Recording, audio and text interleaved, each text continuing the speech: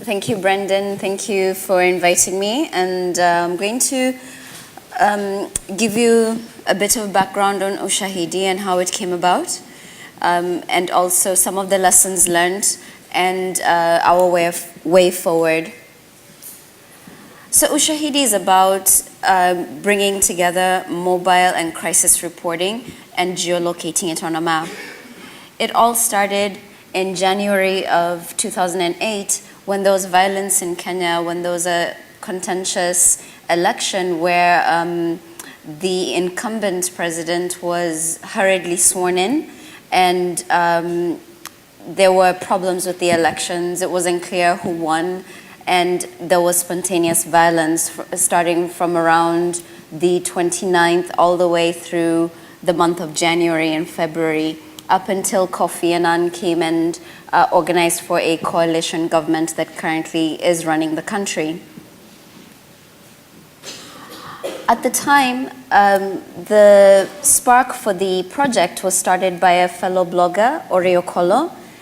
She figured that Google Earth is a great tool for showing where the violence is happening, because at the time, the media was, we were forbidden from listening to, the media was forbidden from doing live media broadcasts. So blogs became a very important tool for getting the word out about what was happening in Kenya. And when we began, we wanted a tool for everyday Kenyans to report incidents of what was happening, because we felt that the incidents of violence were being underreported by the media. And the media were big beneficiaries of the campaigns. They made a lot of money in the big ads. There were ads all over the place. And we wanted to also create an archive of news reports. People tend to forget what happened. They tend to forget the big crises in their country. So we wanted to create an online archive of this. And as we know, the web of the future, everything has to be indexed and searchable. So why not crisis information? If a tree fell in the forest and nobody heard it, did it really fall? If we had a crisis and we don't have any archive of that information, did it really happen? And we also wanted to show where the majority of the violence was happening. Some of the reports that we received are just a sampling from January 17th. We had reports of protesters, and the police were firing live shots into the crowds. Reports of burials of people dying. And running battles. These are where the youth would come out and the police would chase them away, and then they would come out again. And I think we did have a situation where the police would throw tear gas canisters and a youth would pick it up and throw it back. So we also got some of those types of reports. So this is the first version of the site where we had the categories on the right. You have riots, deaths, property loss, and we also added peace efforts, because after a while we found out that you could actually map out the positive things that people are doing in addition to what else is happening in the country. There are three modes of entering information into Ushahidi: mobile phone, email, and web. At first, when we began, we were given a short code number by a friend of ours. You have to remember, this was a very collaborative project.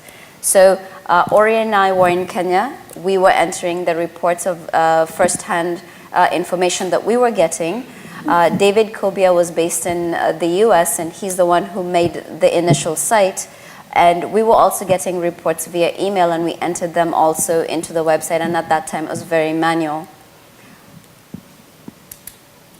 There is value in aggregating data, and Ethan Zuckerman, who's a top academic out of Harvard, noticed that citizen media, mostly you have people writing about breakfast or about their dogs or whatever they'd like to write about, but most of the time it could be uninteresting. But if you aggregate that data and sift through it, you will at some point get some valuable information, and there is a lot of value in aggregation of that data. Fast forward a couple of months later, we were able to do a deployment in the Democratic Republic of Congo. What was challenging for us in this case was the lingua franca in Congo is French. Just as I am not fluent in Spanish, I'm sorry. But it was really important to have a site that could be shown in either English or French, and in future we would love for Ushahidi to be available in other languages. Al Jazeera Labs came across our software and they wanted to test it when there was a war in Gaza. So we provided that and they set it up on their labs and they worked with their journalists to enter information from the field. That's currently what we added. The functionality was the clustering, where you could actually see the dots. Smaller dots mean fewer incidents, and bigger dots mean bigger incidents, in this case more airstrikes. And the great thing about the Al Jazeera Labs is they were able to incorporate Twitter reports, because these days there's a lot of people using Twitter. So that's also another way of gathering data from the field in addition to SMS, email, and web reports.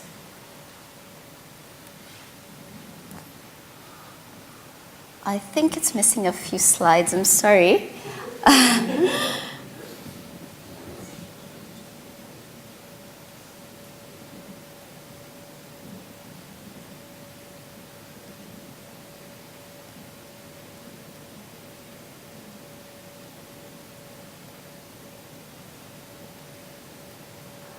So it is not only for crisis situations. There was one project called Peace Heroes in Kenya, and this was done by Media Focus on Africa.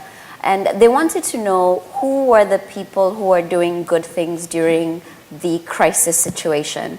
So they set up in conjunction with us, we set up a site for them. They did the customizations, and they also did a major media campaign where they put an ad in the paper and asked, hey, do you know anyone who did a good thing? Please let us know who they are, where they are, and what they did.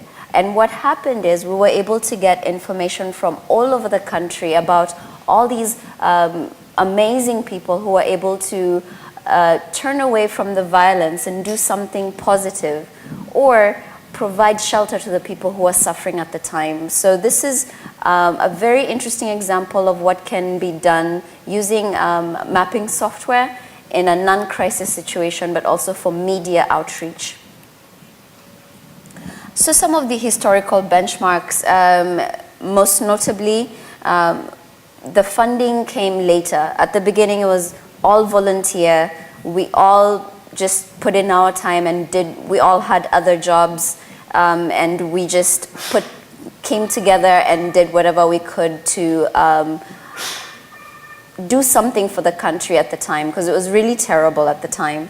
The most significant development was when we won the Net Squared Mashup Challenge, and that gave us some more money for us to put into paying for more programmers and getting more contributions into the site. And later we were featured in Technology Review magazine as part of the innovative startup. Why does it do that?